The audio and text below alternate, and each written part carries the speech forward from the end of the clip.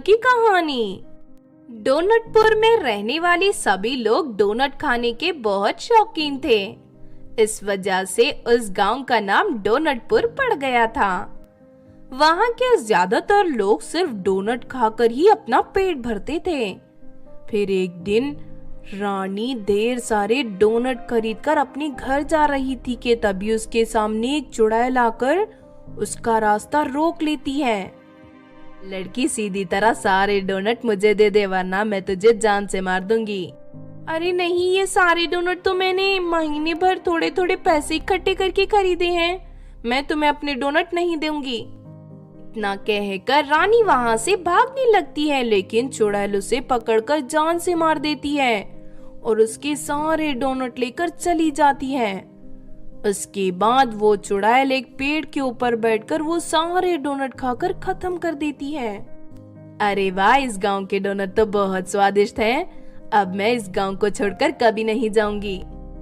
उस दिन के बाद से चुड़ैल रोज लोगों के डोनट छीनकर खाना शुरू कर देती है।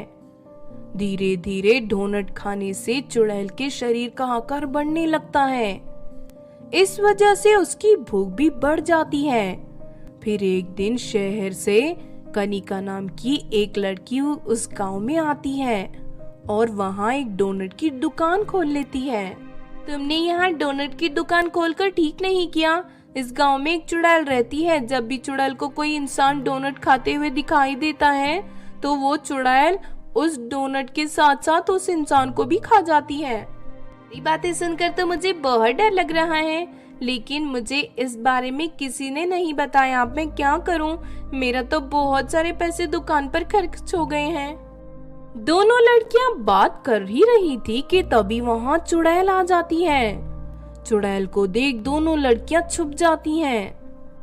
अरे वाह, डोनट की दुकान! इतने सारे डोनट मेरे एक हफ्ते की खुराक के लिए काफी हैं।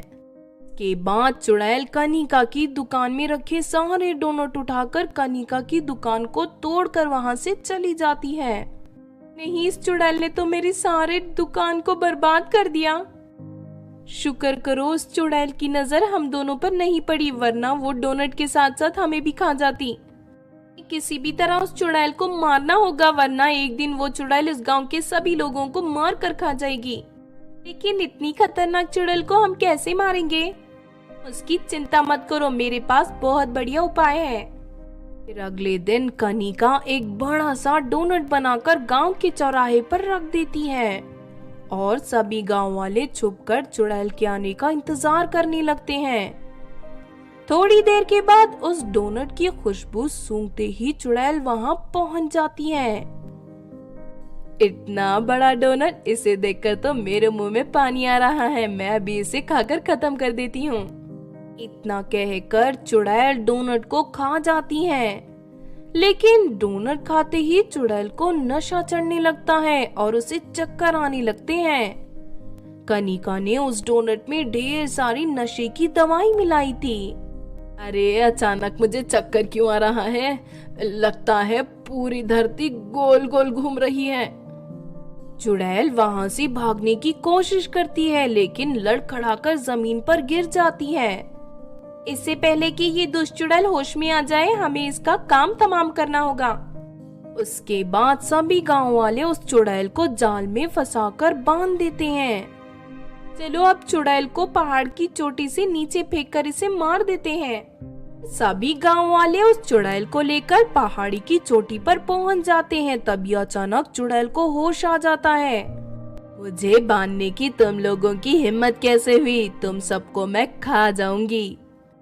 इतना कहकर चुड़ैल अपने दांतों से जाल को काटने लगती है। ये देख सभी गांव वाले घबरा कर वहां से भागने लगते हैं। अरे ये गांव वाले तो डर के भाग गए। इससे पहले कि जाल को काटकर ये आजाद हो जाए, चलो इसे खाई में धक्का दे देते हैं। कनिका और नैना जोर लगाकर उस चुड़ैल को पहाड़ी की चोटी से नीचे फेंक देते हैं। खाई में गिरते ही चुड़ैल का सिर एक बड़े से पत्थर से टकराकर फट जाता है और उसी वक्त उसकी मौत हो जाती है। इस तरह कनिका और नैना अपनी बहादुरी से उस चुड़ैल को खत्म कर देते हैं। तो आपने देखा दोस्तों डोनट वाली चुड़ैल की कहानी। इस कहानी से हमें ये सीख मिलती है कि कभी भी मुसीबत से डर के भागने के बजाय हमें उसका डट कर सामना करना चाहिए।